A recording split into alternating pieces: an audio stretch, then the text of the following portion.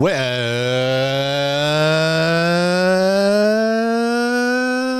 hello everyone and welcome to this broadcast. Mark DeJesus is in the house. Step on in, take a seat, and welcome to Sunday Night Live. Fantastic to have you all here today, and pray that you are having a heaven of a weekend. If you're having the opposite, it's okay. Take a seat. And I pray today you'll experience the grace and goodness and love of God, the truth that sets you free. I'm all about mental, emotional, and relationship health, and I believe that is what we can experience as believers. I take my life and my journey, what I've learned, some of it the hard way, and using all of it as a way to bless your life and your journey. If you appreciate these materials, would you do me a favor? If you love these broadcasts, hit that like button, hit the subscribe, share it with a friend, share it with your in-law, share it with somebody who needs it, but probably wouldn't watch it anyway. It's okay. You can also go to markdejesus.com. If you can spell D-E and then put Jesus after it, then you're able to spell my last name. And yes, that is my real last name. I didn't make it up. It's not a stage name. It's what I was born with. My name is Mark of Jesus. And you can go to markdejesus.com, check out the About Me section. There is a topics page where you can look at topics that have been categorized, have been organized. There's a library of fantastic materials for your healing and freedom journey. At this point, I have over 900 video broadcasts alone. So for those of you that are looking to take a next step in your journey, you have hundreds and hundreds and hundreds of video material available for you. That's not even including blog posts that I've written in the past.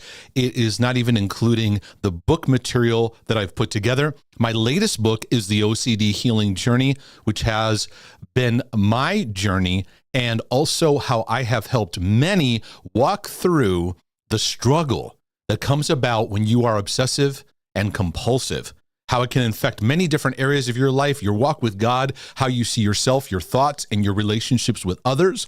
I'm also hosting a healing and freedom community. It's been almost a year since I've started this, and it's been an honor to pour into the lives of those who are members there. You can check that out by going to markdejesus.com/community, where I am now teaching in course material in expanded format on the OCD healing journey. In fact, I am getting up to the part of religious OCD, scrupulosity, doing some deep dives there. It's going to be more material available on that subject I'm doing in there. And then I'm going to move into some more of the threads of OCD, like relationship OCD, guilt confession, stuff like that. So I'm going to do some deeper dives there. But you can also, those of you that go, well, I don't know that I can necessarily do the healing and freedom community. That's okay. Go to my website and /OCD help.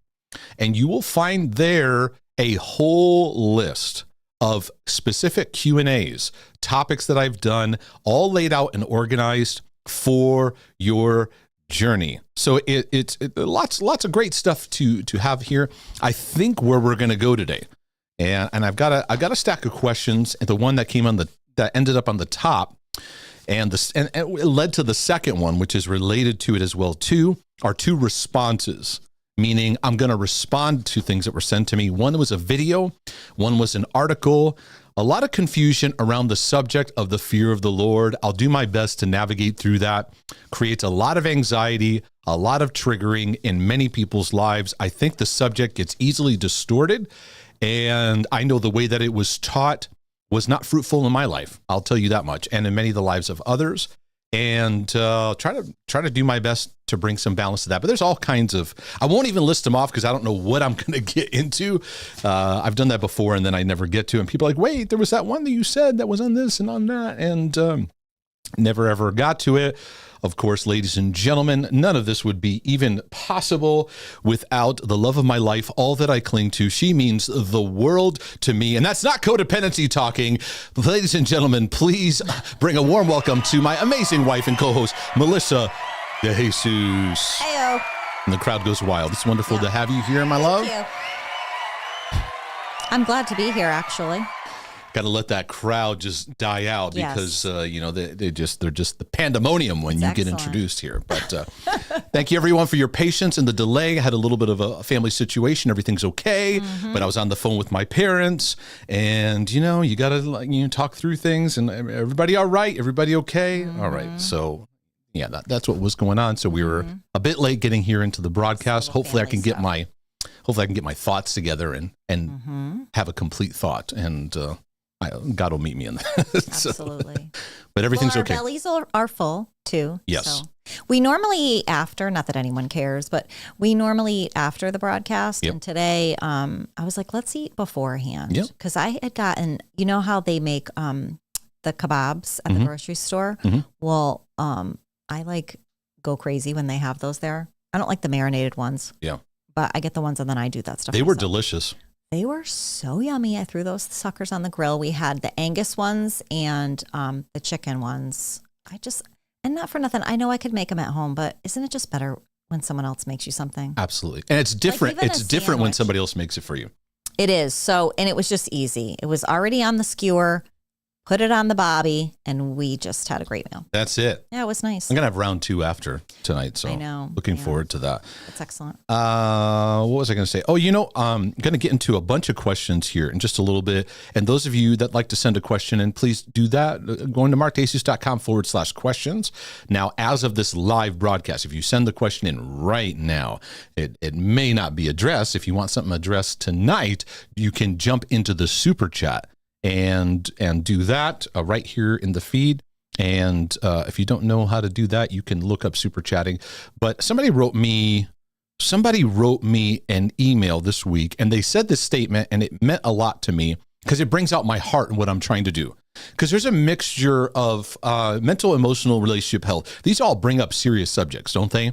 And so something that we find is important in our ministry work and what we do, we try to have some fun. We try to laugh. Sometimes we bring the church lady in. Sometimes I do voices. Sometimes we just, we lighten the mood up, but we're also talking about pretty heavy issues and struggles that people have. My goal in everything is that compassionate grace would be all about everything, but things would start with love and compassion.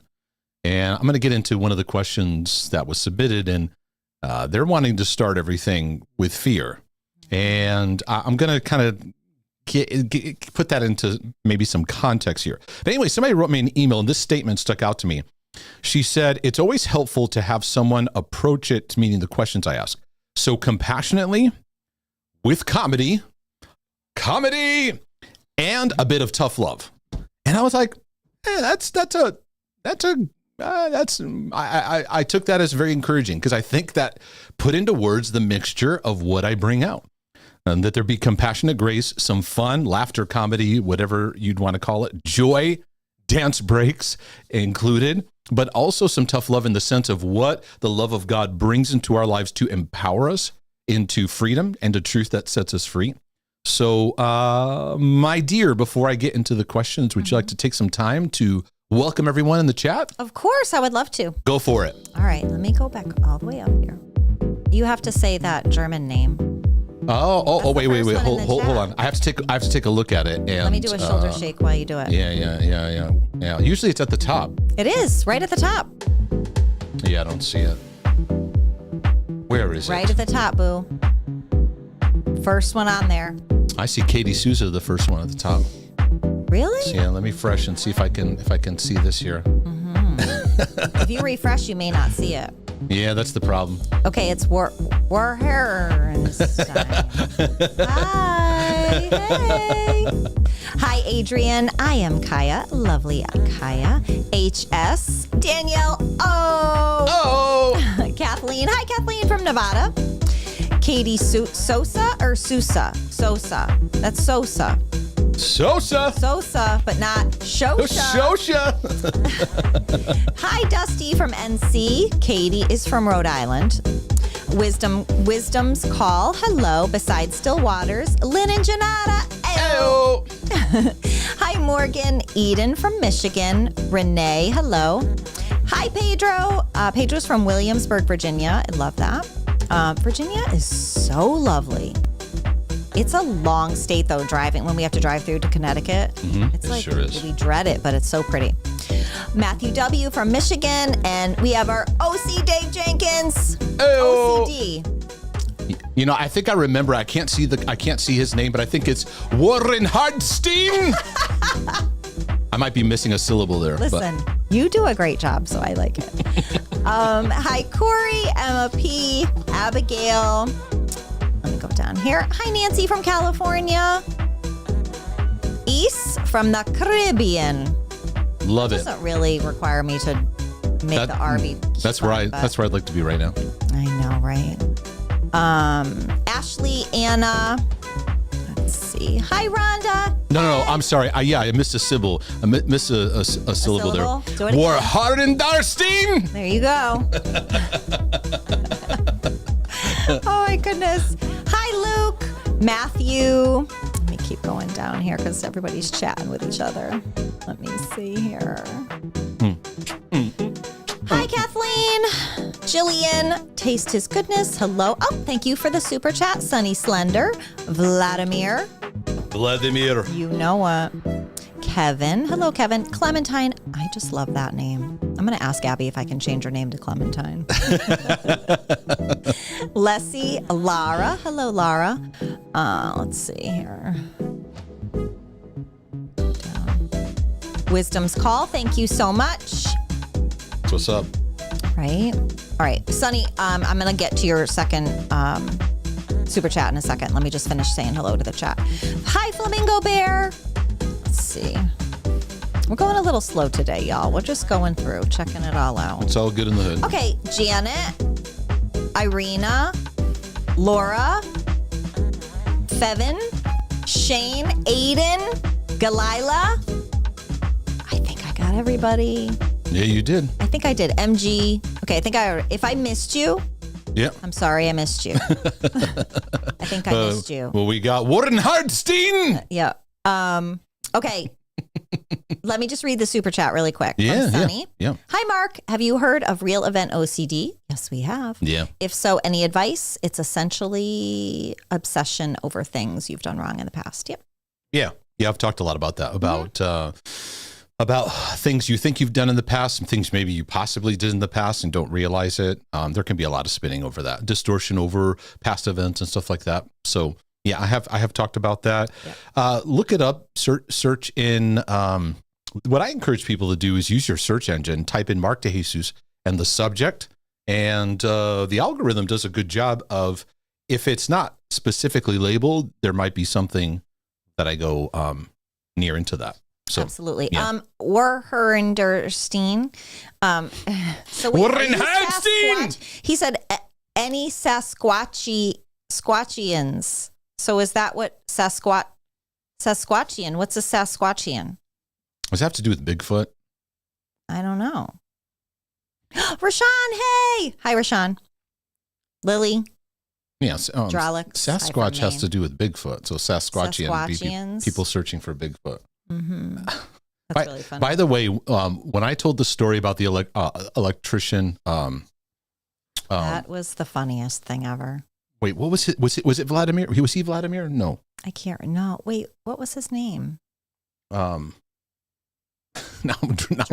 I don't know. Now I'm drawing a blank. I don't know. I forget. I forget. It might have been Vladimir, but many people appreciated the cigarette.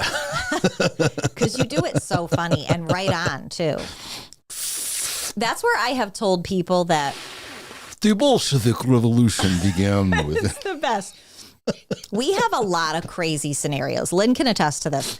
We have a lot of crazy things that happen in our family, like weird things. Yeah. Like, let me just share this funny story. One day we go to my dad's house and he does weird, just weird things. Like when we were kids. I know where you're going with this. Yeah. When we were kids, we got a purebred German Shepherd. Well, you know how you have to the ears go up? Well, the ears were not going up. So my dad this is a true story. My dad calls me on the phone and he is like, I forget where I was. I need your feminine pads. Oh my. I'm like, what are you talking about? and he's all like upset. He needs the feminine pads. I'm like, I don't know what you're asking, but whatever. We get home, and this is the true story. My dad has tampons in the dog's ears, taped to the dog's ears, trying to keep the dog's ears sticking upright. Okay. Now, that's my dad. So we go over this is true. We go over my dad's house, and my sister was with us. And I hear my sister goes in the house, and she yells, "Missy, come here right now." We go in his room, and in his room are a pair of jeans that have 2x4s put together in the waist of the jeans. This is true. Because he didn't want them shrinking. Wait, hold on. Can you go back? This is a true story. Can you go back to the because I was checking on something. I was trying to remember the electrician's name. It was Ivan. Yeah, Ivan. That's right. It was Ivan. That was his name. Yeah. But okay. So wait. So why was the dog? Why did he have? Because German Shepherds, their ears, like it's a minute for them to stick up straight, and they weren't doing that, and he was getting frustrated, so he put tampons in the dog's ears and put tape around them. Oh, okay. The 2x4s in the pants, though. Yeah. That was next level. Yeah. I have so many stories. So every so often I'll say, if like we could be a reality family and people would think it's staged, and it's not. Yeah. We have stuff like that go on. It's really true. And some of it actually can be used for good survival mechanisms. Yeah. And yes. and helpful moments. Yeah. So but my dad put 2x4s specifically together in his jeans and laid his jeans out on the bed, and he was like trying to stretch them out because he had dried them. That's what it was. He had dried them and they were shrinking, and I'm like, well, maybe you put on some weight. But no, he put 2x4s in there and made it so that it would stretch them out. Right. This really happened, folks. They make jeans that just stretch now. Yeah, in well, general. I made him aware of that. But this happened. Remember, this happened? Oh, yeah. But I'm just saying, I'm grateful that they have that. I don't know why they didn't have that way back. Just have a little flexibility, because everybody flexes back and forth at least a little bit. Right. You know? I always have a good story, though. That is. Yeah. We're both miracles and what we come from. So anyways, y'all, I'm going to get into some questions here and hopefully navigate them with you. And this one's going to actually be a video that came in. It's about the fear of the Lord. And I watched the clip. People send me clips a lot, and I can't necessarily, somebody sends me a half-hour thing or an hour thing or 2-hour thing or a 4-hour thing. Please watch this. And it's like, no, I'm sorry. I don't have time for that. But somebody sent me a short or something short, and that helps. But the question is, so I saw this reel on Facebook, and I have to say that I don't disagree with her, but I'm having a balance of fearing the Lord is really hard with me with OCD. If you have time, I thought you might like to address it on some Q&A. Thanks for all you do for us. And then I had an article come in on the same subject. So I'm going to do my best to respond to this. Now, I try to do it with honor and respect for where people are trying to come from and what they're trying to teach. But there is a lot of confusion around the subject of the fear of the Lord. So what I thought I could do is I'll just play the short and then maybe walk through it a little bit so that so you kind of get the whole thing, and then we can go back through it. Why don't we do that? I want to bring back the fear of the Lord, like true fear of the Lord. Because a lot of times when I hear the fear of God taught, I hear people say, oh, it doesn't mean to be afraid of God. It means to have reverence for God. But I believe we've tried to make the God of the Bible so palatable that it has led to irreverent living. What sense does it make to be afraid of demons, but you're not afraid of the one that demons tremble at? Let's not forget, it wasn't the enemy who sent the death angel. It was God who sent the death angel at the Passover. Let's not forget, it's not the devil who pours out the 7 bowls of wrath and pestilence. It's God who does. The scripture says, don't be afraid of those who can kill your body, but fear the Lord who can throw both your body and soul into hell. And you may say, well, we are not slaves. We're children of God, so we don't need to be afraid of God. When I was a child, I was afraid of my daddy. And because I feared answering to him, and because I feared discipline, It kept me obedient.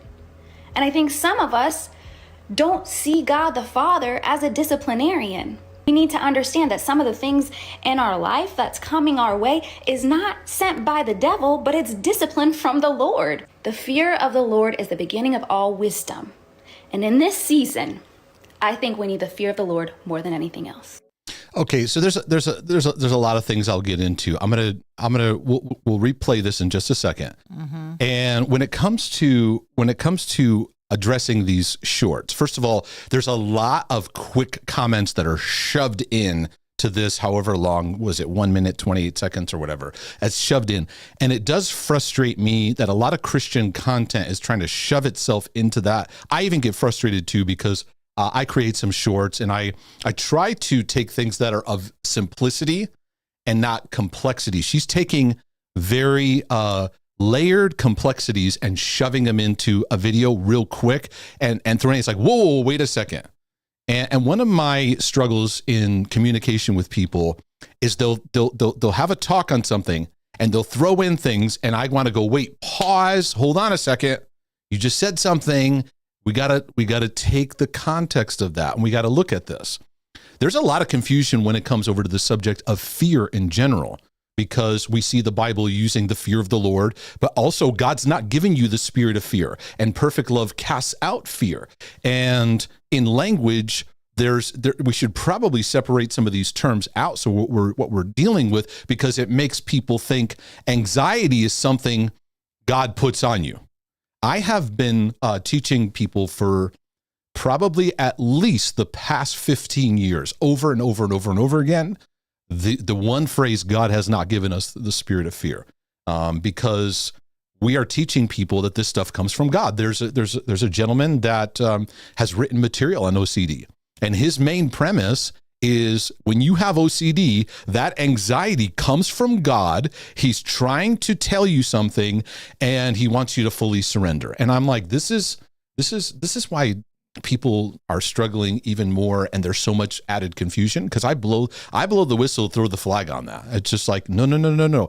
We are attributing anxious, tormenting worry to God. And so now we're saying God is giving us worry, and so God gives you what is of his nature. So if he's giving me worry, he must be worried.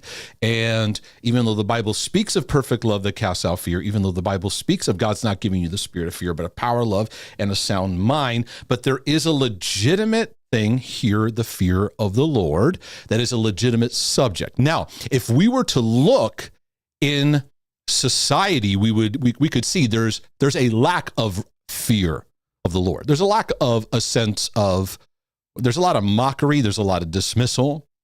You can see in the church, there is a lackadaisicalness, sure. There is, you can even say, irreverence. There is a lack of a sense of awe and reverence for who God is. You can see those things. So what we're trying to do is we're trying to say we need more fear. Okay, to follow her train of thought, if we need more fear, we got to start really pushing fear on people. And now we're going to be fear hustlers. And we're going to manipulate people by putting fear on him. This is the breeding ground for legalism. So the reason that people lack a fear of the Lord is they lack healthy fathering. This is where everything goes back to. Everything goes back to understanding what it means to be rooted in a relationship with God as our Father. And the relationship is found in, and where I will disagree with my sister here, she makes some valid points, although it's a lot of like, and I prefer to take my time. This stuff can't be, thrown into shorts, but she says the most important thing is the fear of the Lord, something to that extent in the last statement. And I got to call the flag on that, because Paul the Apostle said, there is nothing greater than love. Nothing greater than love. Now, we're going to put the fear of the Lord in its context in just a moment. I'll even bring up an article that was sent to me. Look at that too. It has its context, but we are rooted in love. And let me now just I'll play the clip and maybe what I can do is just kind of respond to it section by section. She says a lot of things that need a little breakdown here. Okay. Let me bring back the fear of the Lord, like true fear of the Lord. Okay. This kind of stuff, when people say this, can we bring back the fear of the Lord, the true fear of the Lord? What she doesn't do is she doesn't explain it. What's fear of the Lord and then true fear of the Lord? We do this kind of thing. We need the holiness of God. The true holiness of God. So holiness isn't good enough. We need true holiness, right? So I get what she's saying, but yeah. So anyways. Because a lot of times when I hear the fear of God taught, I can't help but point out she has a little bit of a Puerto Rican influence there. Because a lot of times, it kind of, I don't know if she's part Puerto Rican or not, but it's just, okay. But this is what she says about when she hears, now I don't know who she's hearing it from. I'm going to guess that when she looks out at people she's talking to that call themselves Christians, they're living lifestyles that are immoral and it's frustrating her. And if that's true, I'm with you. I get it. It's frustrating on being on social media. It looks like she has a big following and all that. I don't know her. I don't know any of her material, nothing about her. I'm responding to someone who follows my materials who's saying, hey, I'm struggling with this subject. Just as an FYI, there are a bunch of people in the feed saying that they used to follow her. They had to unfollow her, like that she's been damaging to their journey. Yeah. I get it. Yeah. I get it. And I think maybe if you listened to Mark DeJesus when I was, in my early ministry, maybe I'd be damaging to your journey too. I understand that. So I don't know who she's hearing the teaching from. Okay. But I do want to comment about this next sentence. I hear people say, oh, it doesn't mean to be afraid of God. It means to have reverence for God. Okay. I think the word reverence has lost its power. Because how is reverence, when you have reverence and awe for somebody, I think I was just telling Melissa when we were logging in and getting the stream going, I think we've lost the beauty of the word awe. We don't have a sense of awe. I think, it's like, oh, there's the Statue of Liberty. Let me take a selfie. There's Mount Everest. Oh, wow. We take my kids on vacation, they're like, oh, that's nice, Dad. I'm like, this is amazing. I think we've lost that sense of beauty and awe. We've kind of been numbed out in our battles. In no way does reverence take the fear of the Lord and lower it a notch. When you have a sense of reverence, there's a sense of respect for the environment. It has your attention. You watch how you act. You watch how you live. You're very sober. So I see, and even the article that I'm going to bring up in just a moment, it says many people interpret the idea of the fear of God should be respect, appreciation, awe, and reverence. Okay, those are very powerful words, and they're acting like that being the fear of the Lord lessens it. It does not. It absolutely does not at all. So where the thought process goes, this is infusing fear into people. Because you're saying, no, you should be, if you have anxiety and you're nervous and you have a nervousness about even thinking about God, that's good. And he's giving it to you. I'm going to throw the flag and I'm going to say, sorry. Nope. That stuff was sending me into utter torment. And I was on psychiatric meds and I was running around everywhere trying to find answers because of thinking patterns like that. So. But I believe we've tried to make the God of the Bible so palatable that it has led to irreverent living. Yeah, I think you see that. I see that in a lot of preaching today. We're preaching and teaching. We're trying to be cool. We're trying to make everything hip. And you see a lot of the cool megachurch pastors and stuff like that. They get thrown under the bus a lot. But it's, trying to make things flashy and palatable that we lose the sense of we are talking about a holy God. Now, my problem with these subjects is what these talks do is they take the holiness of God and put it over here, and the love of God and grace of God and put it over here, as though these two are in competition with each other. No, God is holy, absolutely perfectly holy, that if every one of us had a smidgen of an encounter of it, it would overwhelm our whole being. We wouldn't be able to handle it. We absolutely wouldn't be able to handle it. In that glory, though, the foundation is love. The greatest is love. For God so loved, Paul said, there is nothing greater than love, but we're making other subjects more important than love. When you do that, you make people afraid of God, where they avoid him instead of taking the invitation to draw near to him. Love and grace say God is holy, absolutely. Because of what Jesus has done, you have an opportunity to enter into that. So love and holiness work together. Why is it that all these people are treating them like they're separate entities? Because I don't see an emphasis on the love of God here, because people are having a mental health erosion because of a disconnect, not to the fear of the Lord, but to the love of God. And the solution is love that casts out fear. And many people are trying to say, no, the solution is more fear. And I'll get to the point of what they make in that they try to fight fear with more fear. I'll get to that in just a second. But I get the irreverent living and making God, she's probably frustrated with some of the preachers she's seen and stuff like that, and she's venting. Okay, next. What sense does it make to be afraid of demons, but you're not afraid of the one that demons tremble at? Okay, this is where she's now just throwing statements in. It's just like, wait. Well, we were talking about the fear of the Lord, and now she's changing subjects. No one on planet Earth should be teaching anyone to be afraid of demons. So when she says this, I'm looking, who are you talking to? No one's telling anyone be afraid of demons. Now, a lot of deliverance ministries, the way they act, it's like you should be afraid of the devil, afraid of demons, and watch out, you're going to get smudged and this and that. Whoa, yeah, the devil. We get people out of sobriety. You're meant to be sober and be vigilant, not afraid of the devil. So I don't understand that comparison. You should be afraid of the God who is greater than the demons. Okay, no, I don't know anyone that's teaching be afraid of demons, to be very, very afraid. I know a lot of deliverance ministries that produce, and there's an underlying fear that they build in people. But anyways, let's not forget, it wasn't the enemy who sent the death angel.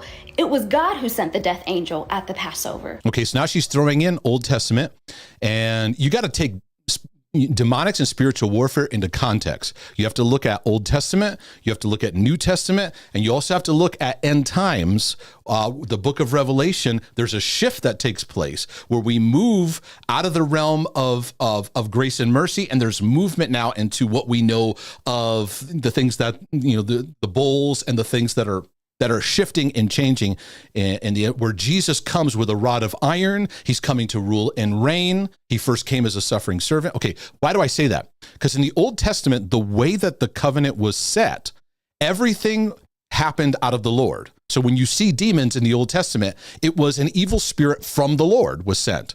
That was the context of what God sent. He basically said, let's just keep this focused. Just obey me and just honor me and just follow what I say.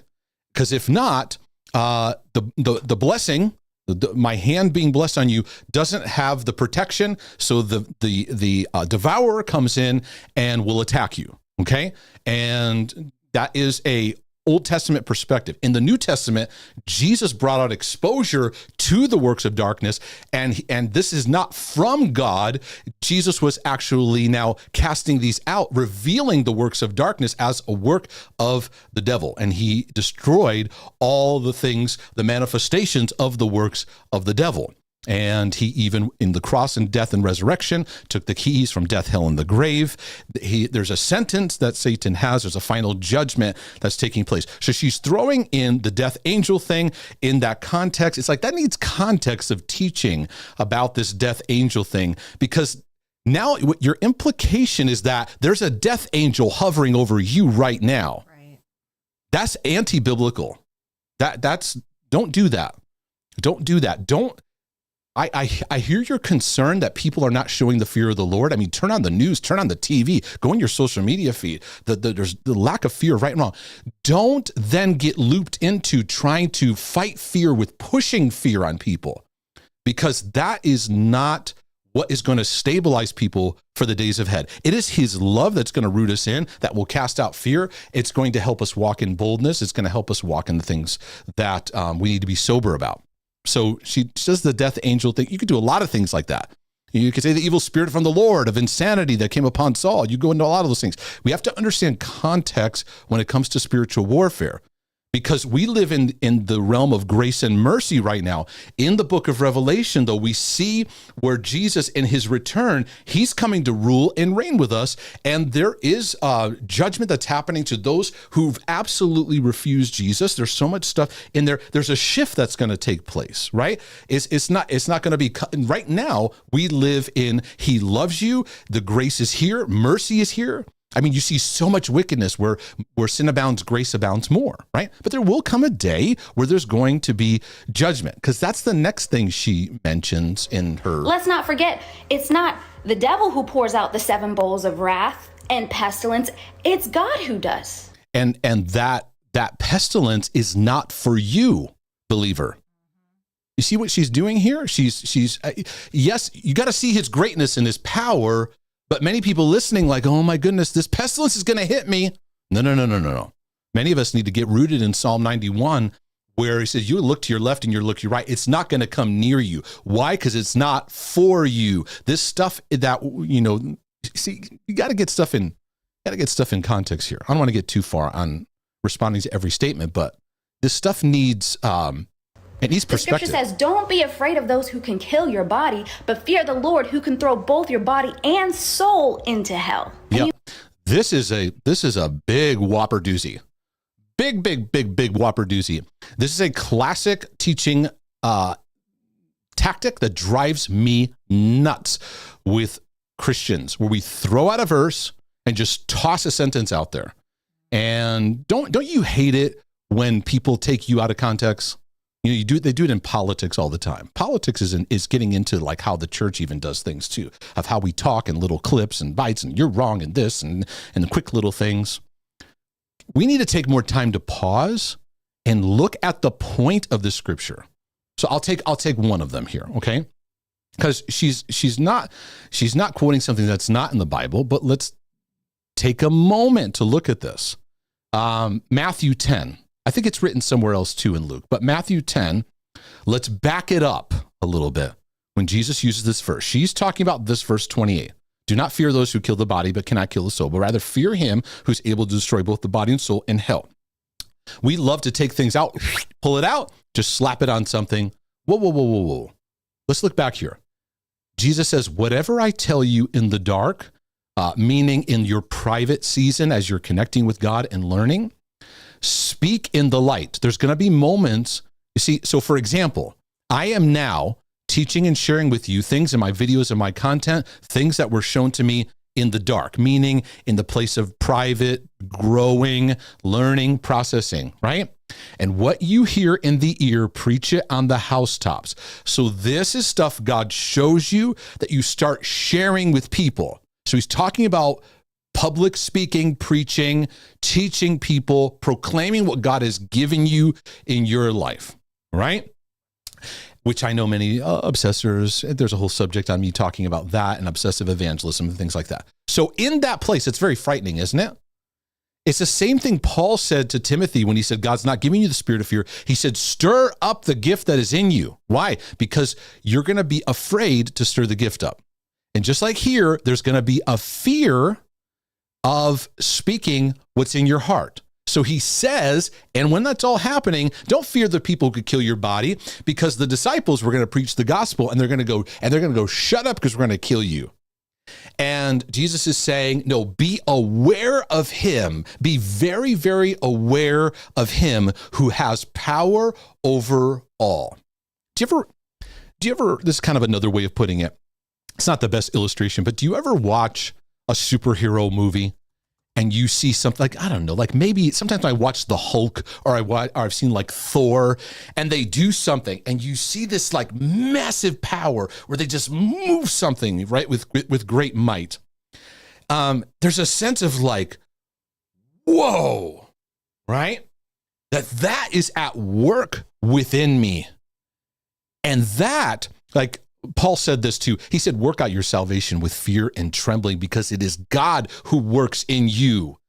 And so we take that word, fear and trembling, in the sense of being anxious and hiding from God. No, there's a sense of overwhelm that just as you see, if you were to watch massive power in front of you, you step back and you go, whoa. If you see someone who's really tall and big and they flex their muscles and they lift tremendous weight, you go, whoa, that's meant to empower you. So that and these people who talk about the fear of God, they talk like reverence is a cheap word or awe is a cheap word. No, it's not. There is an absolute overwhelming connection to the greatness of God's power. So then he says, are not 2 sparrows sold for a copper coin, and not one of them falls to the ground apart from your Father's will, but the very hairs of your head are all numbered. So he gives you the power that remember, the God who's sending everyone to their eternal destination, he's the one at work within you. Let that sober you up and have a sense of awe. And yes, fear can be a descriptive word, but it's not a fear of anxiety or a torment. In no way is it that. Then he gets into the tender nurture. The very hairs of your head are all numbered. See, he's clocking into God's power. Now he's clocking into his ability to know every strand in here. Some of you have less than others. Some of you hairs in your head, right? He's aware of that. That's how omniscient, omnipresent, and all-knowing and all-powerful. Do not fear, therefore. You are more value than many sparrows. Wait a second. If I'm supposed to fear the way she's telling me, why is he saying do not fear? I'm confused. Right? Because we have to understand how the word is being used. And it's not being used in anxiety, worry, obsessiveness. He actually, in verse 31, says opposite what these people are saying.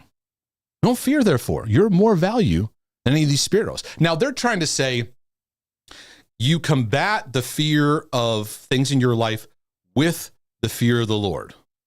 And it creates a confusing premise, because people go, so this anxiety that I'm feeling, I should be feeling that about God. No. So when we throw out verses like that verse, it needs context, because this is actually meant to be a courageous, encouraging verse. That, hey, don't be afraid of these people who they threaten you and go, I'll kill you. Go, I've got the God of all creation who has all power to send your destination within his hands. He's at work within me. And yes, that's going to create some whoa with inside of me. I remember years ago, God was doing a work in my life in the realm of worship, and I was a worship leader at the time, and there were some really powerful things going on where people just didn't want to leave the worship, and the church would dismiss, and I was told by the church protocol, just stick around and keep the music playing and just remain at the altars, because there's people that want to stay. And there's this very unusual season where many people didn't want to leave, and we were just there. The service would be over, and we'd be there, be an hour and a half later, and we're just still there. And I was just in my own season of just taking in the goodness of God and just taking in who he is. There was an experience that I had that was very interesting, though, because I remember one of those moments where I had my eyes closed, I had the microphone, and I was in a song, and I don't want to word this in a goofy way. I just want to explain it to you in the way I process it. I had a sense of just seeing in my mind, there's a picture of the mountains, the majesty of mountains. I don't know why that came to my mind, and I was just kind of reflecting on that as I was singing. And as I saw this, the imagery that came to me was of the glory of God coming over the mountains.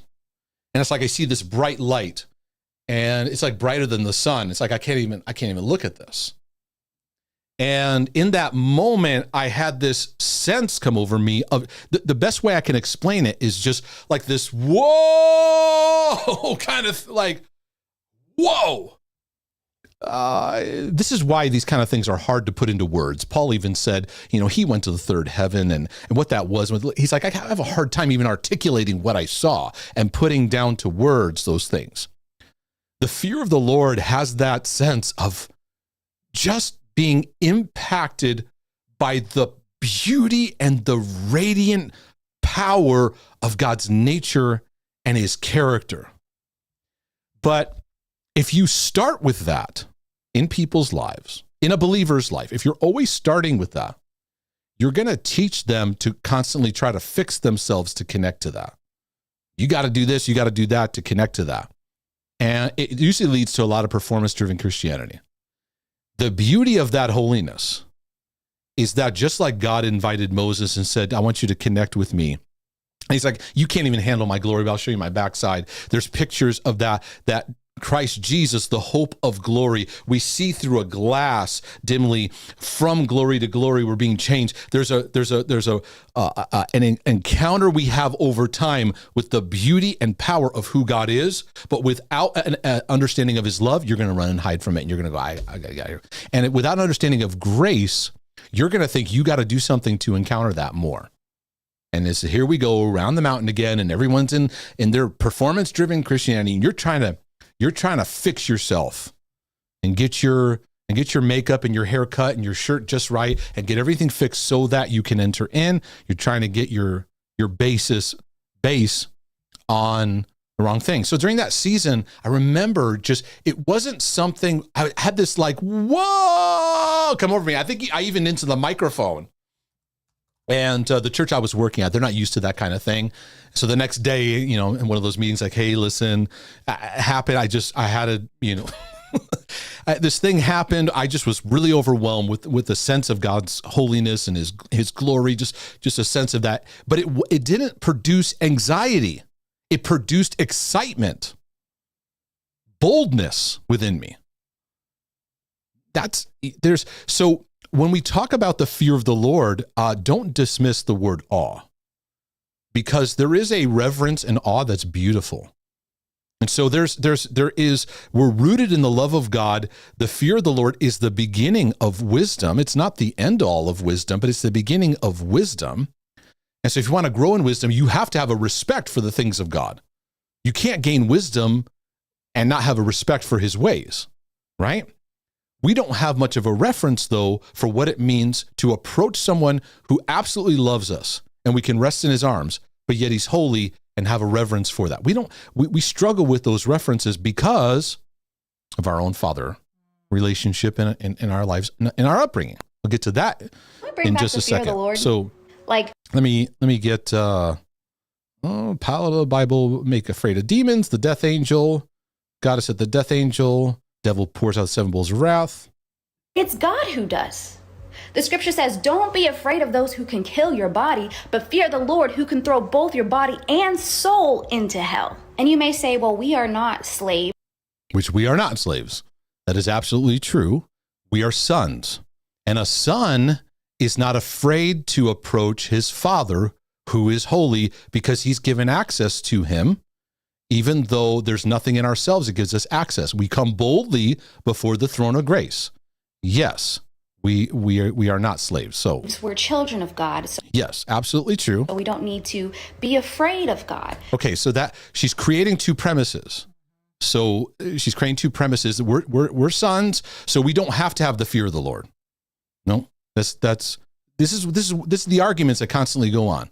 It's like, you grace people, you're hyper grace. Oh, you super legalism, and we take these points and we make them enemies of each other. When I was a child, I was afraid of my daddy. Bingo. So this is where I would start. This is where I would go with this whole thing. Is if you're an emotionally aware person, a discerning person, you're a therapist or compassion worker, and you were sitting down with her, you would go ding, ding, ding. Oh, hold on a second. Well, what do you mean by that? I was afraid of my daddy. That would cause any counselor or any emotionally tuned in person to go, you got some stuff here. That's some stuff here. Now, in love, discipline is a part of love. I've shared this over and over again in relationship to my kids. Where I make the investment on a daily basis is the bond and loving relationship. But within that, there's structure, there's guidelines, there is, hey, No, that's wrong. That's wrong. But correction is done in relationship. So many people have a reference of God where, yes, they are afraid of him and they're afraid to approach him. And so they live in avoidance. And this produces a lot of unnecessary mental health battlegrounds that people often struggle with. So I think a lot of what she's saying here comes out of this. I don't mean to judge her, but she's putting her story out there like that. And you guys asked me to address this. And because I feared answering to him, and I don't know why you should fear answering to him. To her father. Yeah. Yeah, you shouldn't fear answering to your father. You should, when I say to my kids, my kids, all of us have this. I'll say to my kids, hey, come over here for a second. I need to talk to you. And Abby goes, what did I do wrong? I go, hey, can we renew that? It doesn't have to always be about something you did wrong. And a lot of times it's something you did great, or just something I need to just tell you, just information or something like that is going on. But doing things, what she's communicating is live your life out of fear of punishment. And John says, with fear hath torment.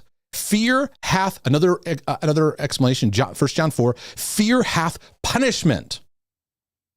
She is promoting a punishment-based relationship with God. You do things because he's going to get you. That's the easy road of manipulating people. And that's a parenting, when a parent doesn't have patience, because I said so, just go in your room, right? And whoa, they're mad, right? Not every parent does that. We lose our cool, whatever. You have your moments, right? But this is my concern, this section right here. Because I feared discipline. Now, there's a part of my journey growing up that has been lost today. I remember when I was a kid, I did some stupid things. I did some stupid things in church. I did some things I shouldn't have. And the teachers and leaders all had a very powerful card they could pull. You know what that card was? Whether it was in school or church.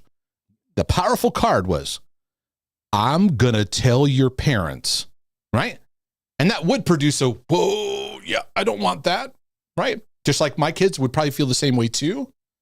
Over time, I remember as a youth pastor, I would at times pull that card, and there were some rebellious kids that would go, fine, go ahead and tell them, I don't care. And I knew in that moment that I wasn't going to probably have the support of the parent. And we have that today. Even teachers today, teachers have to gauge the parent I'm talking to. Is this parent a good parent that understands discipline and order? Or is it a parent that's going to blame me as a teacher because their kid was misbehaving and they're going to take the kid's side every time? So kept me obedient. And I think some of us don't see God the Father as a disciplinarian. Yeah, if you see him as a disciplinarian, not rooted in love, you're going to run and hide from him all the time. And I'm doing what I'm doing because a vast majority of Christianity is running and hiding from him. The Hebrew writer talks about discipline, about it being rooted in an actually sonship and learning his love. Discipline is learned in the context of love. When I discipline my kids, it's a sit down. It's a sit down. We're talking through things. We're working through. I had the other day, I sat with my daughter for 2 hours, 3 hours, yes, working through something that we're like working through, navigate through. We're concerned about, this certain attitudes and mindsets. And it was like, I could almost see like a spiritual bondage taking place. What helped bring breakthrough was a loving interaction, but honesty. I think a lot of people think the love teachers that are emphasizing love and grace, that we're talking it in a light way that overlooks stuff, and which many are. Don't get me wrong. There's a lot of confusion in these areas. But now she's bringing in the mindset of the Hebrew writer, which talks about discipline and chastening. We need to understand that some of the things in our life that's coming our way is not sent by the devil, but it's discipline from the Lord. It's sent by the devil. Mm-hmm. Yeah. So Paul went through this too, where he had a thorn in the flesh and he had something that he prayed, Lord, take it away. And he said it's an evil spirit, okay, a messenger from Satan, okay? So he had an evil spirit that was hitting him in some areas. And no, it wasn't from God. But here's the premise.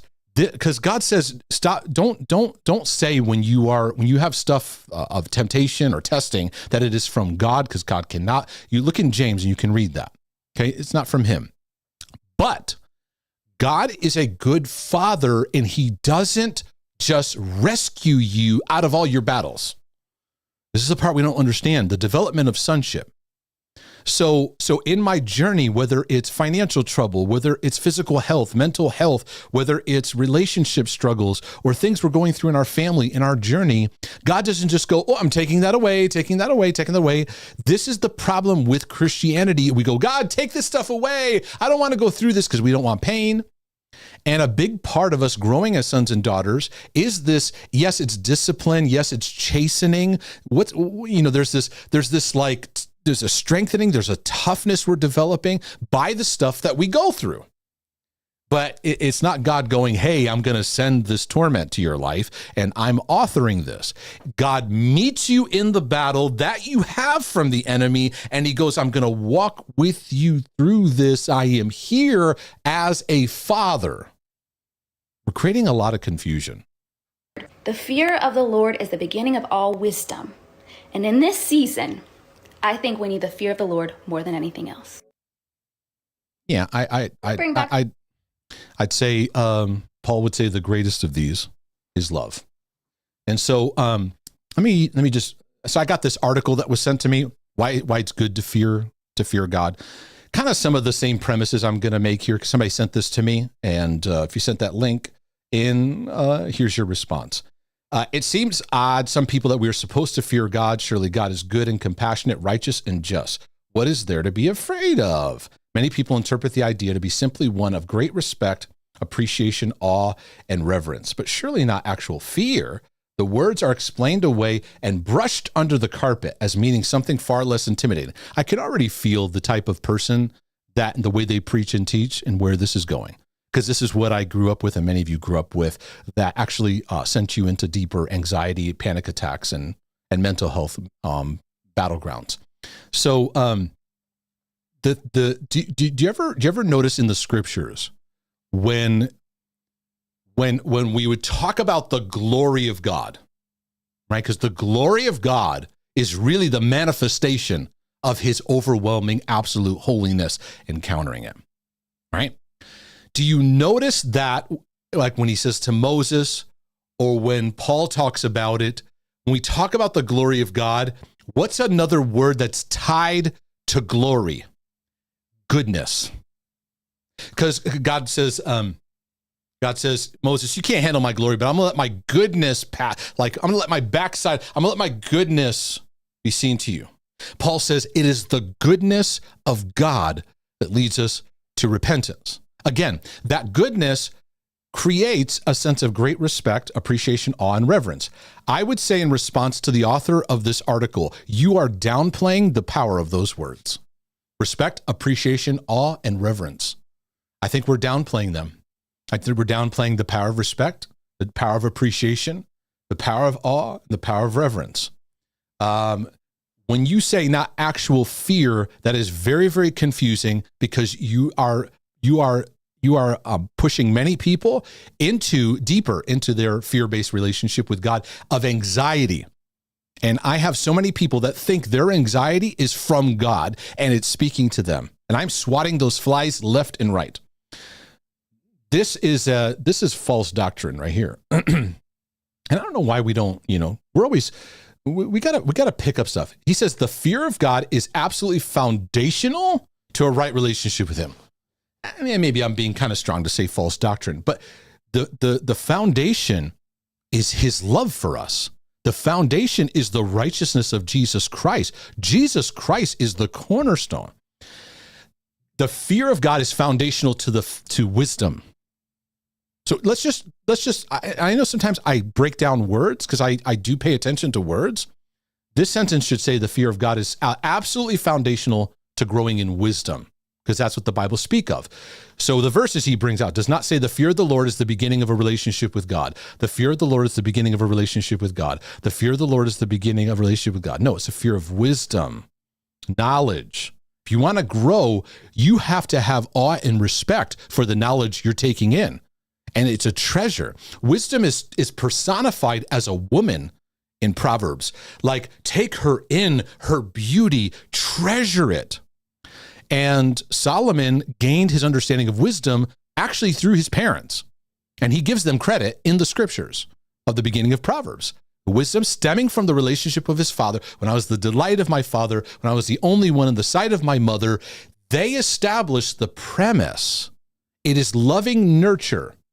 Because I would bring the argument, it is actually loving parenting that sets people up for the fear of the Lord. So my kids, even today, we were talking about the Antichrist mindset that's in the world. I was trying to explain it to them in our church time together. And kind of getting a sense of, like, when you look out in the world and you see a lack of respect for the things of God, these are things we ought to treasure. Parenting brings these things out. Anyway, he goes into the same verse. Don't be afraid of those who can kill the body. Adonai is for me. I will not fear. What can man do to me? Yeah, that's his love. I've got your back. I'm with you. That's his love. That's power, love, and a sound mind. So the way they're explaining this, they don't explain what fear is. They want it to be afraid.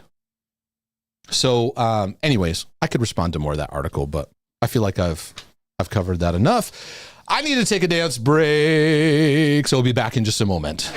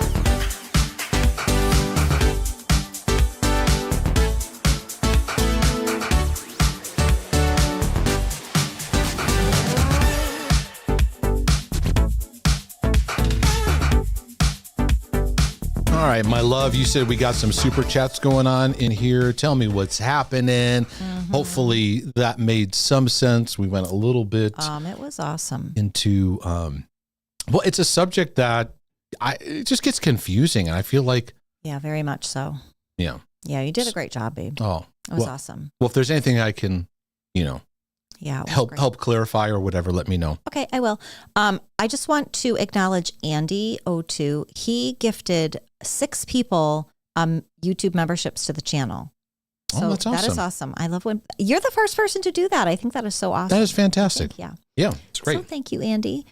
Morgan said, "Thank you for this. This godly message is needed." Yeah, I think you just helped people to have context, give perspective, and kind of bring that topic down at a level that we all need reminders and understanding. So yeah, and I think that there's I get where people will hear me talk about God's love and they'll want to go, wait a second, are you one of those people? Right. That's kind of getting into that, I guess the best word, like progressive Christianity, where like love is whatever and God loves whatever and love is love, or whatever that kind of mindset is. Like, nope, that's not where I'm going at all. But we have skipped over something that is so needed. The problems we see in the world, we can struggle with the sin we see in the land, and it makes us just want to like lash out. Like, you need the fear of God, right? Mm-hmm. And what we need is actually greater grace and loving compassion. That's the harder work, though. Right. Well, that's what it all is revealing, all of our father and mother wounds, because that's really what we needed as a child. We didn't need somebody screaming at us and throwing us in our room. Yeah. Which maybe there were some times that needed that. So I would, this is what I would say, because you talked about like, God's discipline and stuff like that. I would say even right now, the season I'm in my life, I thought I had a sneeze. I may have a sneeze coming. It's like one of those, it might be showing up. I have a hard time watching the news and seeing what's happening in our world. I struggle with it. And so what happens to me is the judge wants to rise up, right? Oh, come on, we got it, right? And I've been learning to recalibrate that in the fruit of the Spirit, because all that does is produce more irritation, impatience, and come on, people, we need the fear of the Lord. You know, we just kind of start slapping people around. That's the easy way. The problem is that gets a lot of hits on Instagram because everyone else is judgy in social media, right? Yep. We trigger the judginess in others. That's easier than going, oh, God, help me to remember you're in charge. You got this. Your love is here. I pray for your goodness to lead people to repentance. That's going to be the key. In these days, we must understand that. So I would argue what we need is a revelation of the goodness of God, because that's what people are lacking. And to be quite honest, you know, that clip I showed, there's a lot there too of not recognizing what she's saying, especially about fearing her dad and stuff like that, is triggering a lot of people's traumatic childhoods. Yep. And that actually need healing in understanding who God. Anyways, I could go on and on, but no, it's true. Oh, somebody did share in the chat that she's from the Dominican. Oh, okay. So. Oh, and commenting when I was, because a lot of people. Yes. Yeah, you caught that. She has great hair, but it is sad that those kinds of channels grow massive followings. The comment section too is what I didn't go into the comment section of that of her video, but you and I have looked at these things before on other people's channels where they're, you know, preaching a lot of fear mongering, and it just makes me sad how hateful and angry and judgmental. I mean, we all have that to work through in our own journey. Don't get me wrong. I'm not sitting here saying I don't judge things, okay? But that's the first thing. Nasty. The first thing that comes out is the judge, right? And that's why Jesus says mercy triumphs over judgment. We have to learn when we see things to go, God, connect me to your mercy right now. Because when you connect to his love, now you see it. Yep. And then the legalist would say, well, you're being sloppy with sin. No. Not at all. No. Because I would argue in some of our work, we take a pretty strong stance against sin in the sense of how relationship breakdown and things that we try to, you know, speak to and talk to. But we need an atmosphere of compassion, or else we're not going to be able to deal with any of these issues, and we're just yelling at people to change. 100%. It's good, babe. Anyway, were there more? I have a couple of things. Yeah, I just have. I think I have two more. Okay, from Kathleen. Question: if you fall off the wagon, so to speak, and you're in that OCD death spiral, what's the best way to pull yourself out and get back in reality? OCD recovering 101, but it's my biggest struggle. Take a deep breath, take a step back, breathe, and reconnect yourself to what it means to be loved. Yeah. You know, she's asking for a short answer. I know it's more. I know community because I know it's more than that, but that's the basis of this is learning to. I do it all the time, whether it's something that wants to spiral or something that's I'm being oversensitive over something. Okay, God, you love me. I love myself. I'm all right. Mark, you're okay. One step at a time. And keep practicing what you're learning. It's good, babe. Okay, one more. Yeah. Pedro, and the enemy is accusing me about something false. I don't believe it, but I still feel guilt from it. How do I shake this off? I've been embracing the journey. Don't argue back. Don't try to counter the thought. Those things turn into compulsions. Yeah. We have to learn how to, the thought is there. We have to learn how to not have to do something in response to it. That is the heart of practical OCD overcoming, is learning not having to be responsive to every anxious or disturbing thought that comes your way. So I'll get into that. And I think the next question. Oh, awesome. If I could, if y'all don't mind, I'll get into how to process doubt and fear about God's. It kind of gets into like God's existence and stuff like that. I've been working through scrupulosity, religious OCD for about 6 months. Your content and books have been one of the biggest influences on my journey. So thank you for all that you do.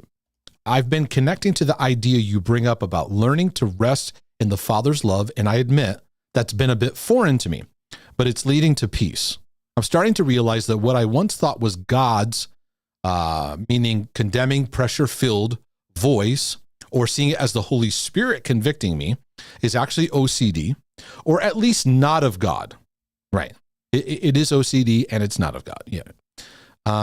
This led to my newest obsession. So this is common. Obsessions change subjects. This one doesn't work, another one comes. So this is what the obsession says. Okay, so if that wasn't God's voice, then what is? Is he even there? Is he even real? Which of course terrifies me. You could probably be getting a bit what they call existential, in the sense of these like deep, like existence of God, or am I real, or is things real, is life real? It could go into all kinds of areas.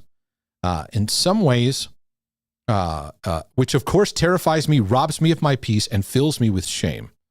And right there, it robs you of your peace. Okay. The shame part we can work through. The shame part you can learn to work through, to not feed the shame, to not feed the sense of shaming yourself because you have the thought. In some ways, I'd almost rather feel fear and condemnation from an angry father than from none at all. And this kind of ties into a bit of what the last stuff that I was talking about the fear of the Lord, where a lot of people go with it. Why? Because fear and condemnation are two incredibly loud voices. They're very loud, and they're not always loud, but they're often very, very loud and want to get your attention. So that hits your sense of certainty. So when you get these thoughts and you try to fix them, you get a sense of certainty. You get a sense of like, oh, well, at least I know he's mad at me. At least I know I'm put in the in timeout. At least I know he's shunning me right now until I get my act together. That fear relationship with God gives you a false sense of certainty, but it feels like certainty to you nonetheless, because many obsessors have a intense relationship with a need for absolute perfect certainty. Has to be 100% all the time. And if it's not, they got to examine it. But surely if he leaves such a large pit of a hole in my life, then he must be there. I'm trying to apply the same principle of the problem is not the problem, right? That's good. It's how you relate to your thoughts. But it's so terrifying to navigate when you don't feel like you might not even have the sure footing and grace of Jesus to hold on to you. So here's what you're doing. You're leaving compulsive living. And when you leave compulsive living, you feel like you're entering into an abyss. It feels very strange. You feel like you're kind of in space. It feels nebulous. You feel like you're in a very foreign territory, because you used to live in compulsive behavior, A, B, C, A, B, C. You just kind of follow this metric every time. A is obsession, B is compulsion, which led to C, either temporary relief and back to it again. And then you cut the B out, right? And you go, no, I'm not going to do that compulsion anymore. You go, what do I do with myself? Feels like you're in no man's land. And when you're in the healing journey, the love of God and the grace of God feel too good to be true. They just do. Do you really love me this much? Is your grace really that powerful? So you'll be tempted to go back because, just like Israel, leaving Egypt to the promised land, they didn't realize they're going to take a journey, and you didn't realize you're taking a journey either. They thought they were going to step out of Egypt and land right into promise. And God goes, no, we're going to take a journey. You're going to learn, you're going to grow, you're going to relate to me. We're going to go through a process here, right? What did Israel say when they left Egypt? Oh, that we could go back. And I, as a reader, going, how did you think that? You want to go back to being beaten and in slavery? Yeah, it was certainty. They knew they're going to get beaten. They knew what the day's like. It was awful, but they had certainty. And so many of us in our battles, we want freedom, but when we step out of freedom and we enter into grace, it's like, well, God, what am I supposed to do? What am I supposed to do? You were yelling at me before, and now I'm realizing you're not yelling at me. Now there's no yelling. I don't know what to do. And for so many, it brings up their complex trauma, because you grew up with so much trauma and drama and stuff going on that when you enter into freedom and it's quiet, you don't know what to do. So sometimes you feel like you have to stir up drama, right? We're just being honest here, right? It's okay. You've done it. I've done it. We've all done it, right? Where I'm so used to the stress that I would have that when things are chill, I almost need some stress because that's what I'm used to, even though I don't want it, even though I don't want to live in that. I get tied up in that anyways, right? So you're in that transition of what it's like moving from law to grace, moving from punishment-based to a loving relationship with your Father. So anyways, you say here, it's terrifying. Okay. Can you talk about how to process the doubt and fear without feeding the compulsion? So you have a thought rising up, is God even real? And it gets your attention. You don't do anything to the thought. And this is so easier said than done because the thought stimulated stuff in you. You react to it. You start ruminating. You do things. It takes time. It takes weeks, months, even years to learn how to notice thoughts and not react to them. So you said, I wonder if a non-believer ERP program would say your response should be, well, maybe God's real, maybe he's not, but that doesn't feel right. Okay, and this is where OCDers struggle, especially religious Christians who have OCD, they struggle with a secular therapist because often therapists will encourage for an obsessive thought, yeah, maybe not. So we don't like that because maybe they're encouraging God doesn't exist. That's a misinterpretation of the technique. They're not trying to form your relationship with God. If they are, then we evaluate it in that context. They're trying to help you take these thoughts because these thoughts create these outer space kind of spins that go nowhere. And they're trying to let you leave it there where you're not responding to it anymore. Is God even real? And you can dig into that for the rest of your life. And then you're like, is God really real.org or something like that? And then you're in search engines and things. And then maybe you go, oh, I read this article and I feel better. I feel better that he is real. And you wake up the next day and you go, well, am I even real? It's just, it keeps shifting and shifting and shifting to new topics. So the new relationship with your thought is like, okay, I hear you challenging the existence of God. Okay, I don't have to answer it. And that's where ERP exposure. I always get stuck with initials, abbreviations. Right. Exposure response prevention, where that it's preventing you from doing your compulsion. And when you stop doing your compulsion, you develop a different relationship now with your thoughts. Okay. Got one here, and then I'll take another dance break. Is a heart wound ever fully healed? Or do we need to spend our entire lives bringing that wound to God for healing? If we believe a wound has been healed, could it come back later in life if we don't continue to bring it to God? My answer to this is I don't look at any heart healing, emotional healing as a finished product kind of thing. So when people say, I had a father wound and I'm completely healed from it, I roll my eyes a little bit inside because I go, okay, it's a limited understanding of how this works. You may have a wound from your father that a layer of it, you experience healing, but there's more areas that you're going to uncover over time. So I get rid of destination disease. I got to get there. I got to get to this black and white, fully healed kind of mindset rather than a journey. And this like, I'm completely over it and free and no longer have to deal with it ever again. Because then what happens is when you see another layer come up, you start to go, oh, I fell back. I wasn't really healed back then. No, it's all those misunderstandings that keep us in dysfunctional perspectives, layer by layer. So I don't have a mindset, whether it's father wounds or mother wounds or stuff in my life, trauma, drama, things I've gone through. I don't have this mindset of I'm going to completely get over this.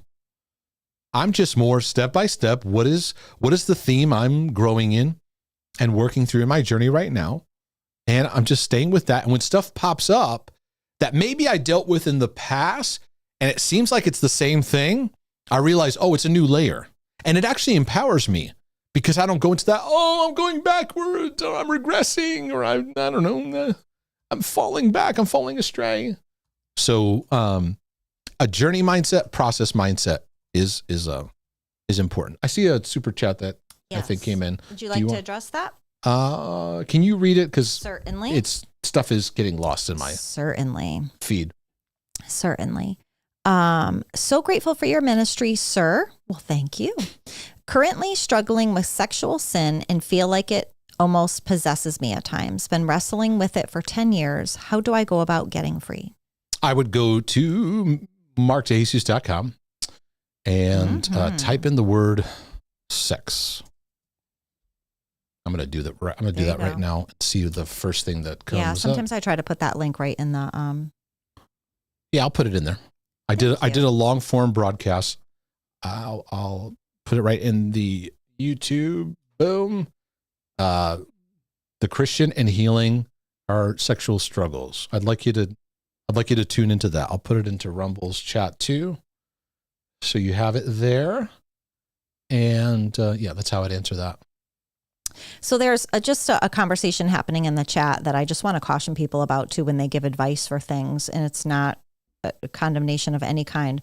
But when we are even asking people someone's asking, should they get rid of something? Are they too much into basketball or this and that? And, is it taking away from the Lord? We've talked about this a lot. Yeah. To the point that I've actually been pretty, I'll be honest, I've been exhausted by the topic because I feel that I've had to go, okay, I've said enough about it, because I'll keep addressing it.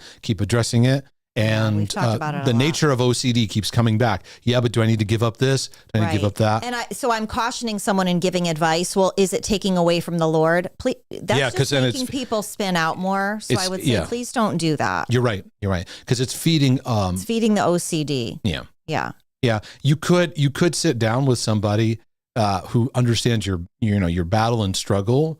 But most of the time we're fixated on this. I've got to do this or else God's going to do this. And it's a very, very distorted thing. I have talked about it a lot, and the people who send me in questions, they keep sending them in on the same subject. And I had to put a boundary up because I said, it's happening so much. Right. Yeah.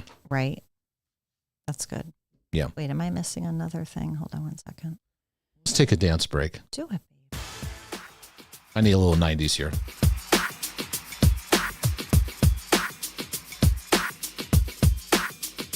All right.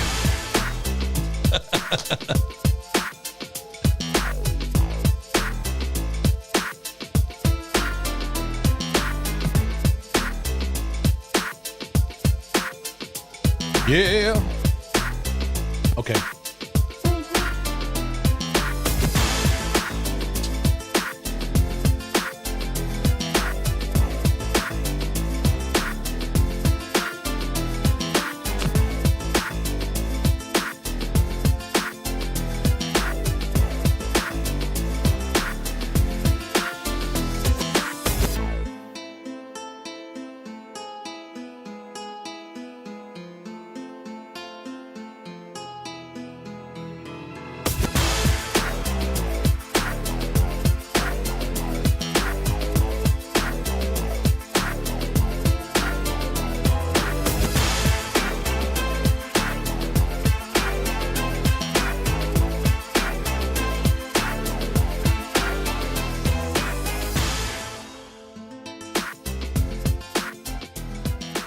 All right. I think you have some stuff going on in the question world. I just thought there was a great comment/question that our awesome Dave Jenkins, our OCD Dave, posted, and a couple other people responded to it. But I just think it's a great little conversation to have. So he said, so he was raised in a super fear-based church. I have siblings and cousins that are deconstructing their faith. How do we reverse the impact of false teaching without leaving the faith altogether?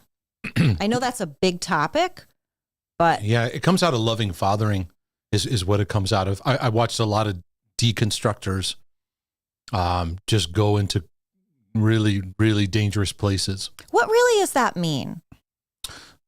okay, When you're deconstructing your it's faith. deconstructing is a term where people Everybody uses it now. Yeah, is a term utilized for Christians who are saying, I'm going down to the bottom, to the foundation, and I'm breaking down what was I taught all the way down.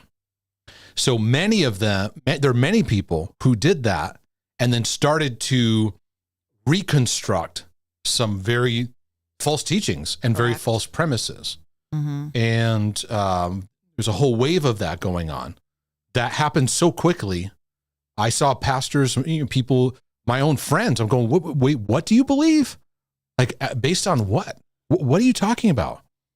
And no matter of conversation helped. I grieved a lot of people that took place. It was like a wave hit so fast. But it was based off of legalism, fear-based, a lot of like punishment-based teaching, even legalism and stuff like that became a reaction to it. And how do we respond to it? I think that the church has always struggled with learning how to deal with the emotional life of people. True statement. And so recognizing that and knowing how to navigate with people, and so anyways, I could go further in that, but I know for me, there's been a lot of grieving that I've had, and I'm even in a space where most mental health people, and they'll be like, I'm a Christian, they'll write to me, I'll check out their stuff, and I'm like they're going the wave of the modern movement. Some call it wokeness, some call it progressive Christianity, some call it whatever. Yeah. And so we recognize the church was showing non-gracious, unloving ways towards sin, towards sinners, towards people's struggles. So the great bait and switch took place. We need to be more loving. So what that version of love was now evil's good. And there's a swap, right? So we did that in marriage. We did that in sexual identity, a lot of things. We said, oh, it's okay now. No. We need to learn love and grace. God's word didn't say change his value systems, right? Right. That's just one example. Yep, but there's I hear you. There's a list of many. And so I had a number of friends that just went with the narrative of what, and I was like, based on what? What's it based on? And I think that we do need to be rooted in truth, but it goes back to healthy fathering. Yeah. Fathers are the solutions and answers. Yeah. Fathers are the solutions to rebellion. Every news headline you see needs a father's heart to bring restoration to that. And that's why Malachi said in the last days, I'm going to turn the fathers to the sons to the fathers. Yeah. That's going to heal the land. Not all this other stuff that we're it's true. Yelling and hollering at people. Yeah. Yeah. So it makes me just sad and sobered, I think, for the state of the church. Not to interrupt you. No, go ahead. But I know Dave a bit, and Dave, I would say you're part of the solution. Yeah. I know your heart. You have a great heart. It's a good one. And I'd say guys like you, we need more guys like you. Yeah. To get out there, step into it, who are not afraid of these battles that people have and not afraid to, talk through. And so I just continue to do that. I continue to say, God, let people cross my paths who can be rooted in your love and grace, experience what I've experienced, the freedom in that. And yeah. Absolutely. Well, that was great. Okay. Anything else? No, I just thought it was a great thing that he brought up. Do you have more questions, Boo? Oh, well, I got questions. I got questions galore. That's true. That was a silly question for me to ask. No, that's right. It just so it's up to you how long you want to go for. I think it's good. It's a good landing place. I think so too, actually. But yeah, you. If any other questions? There was just great conversations. There was great things. OCD Dave said, "Thanks, Mark." Okay, love you, buddy. Love you. Yeah. Just keep helping people. Yeah, it's awesome. Whoever comes down your path and that wants it and wants to be taught. Yeah. Andy, thank you so much. You were a great blessing in the chat today. And somebody wrote something, caught my eye. I lost it. So anyways, all right. Ladies and gentlemen. Well, it's all good. And thank you for your patience as we started a little bit late, had some family stuff going on, and we made it. Yes. Now to go eat some leftover kebabs. All is well with my parents. Yes. And anyway, please, if you like these broadcasts, feel free to support them. Go into the donate page. You do a one-time donation or become a regular supporter. I will, Laud Well and the Creek Don't Rise. There'll be more good stuff happening. And be sure to check out, if you want to go deeper, join the Healing and Freedom community. You can also send in questions. Do me a favor, if you haven't, get a copy of the OCD Healing Journey, get a copy for your friends, and share the word about it. There's so much battle going on in this area, and a lot of hope and encouragement is needed. So it's great to be with you all today, and great to be able to spend this time. Laud Will and the Creek Don't Rise, your brother from another mother. And your sister from another mister. Is saying we'll be back with more insights for your healing and freedom journey. But in the meantime, we out.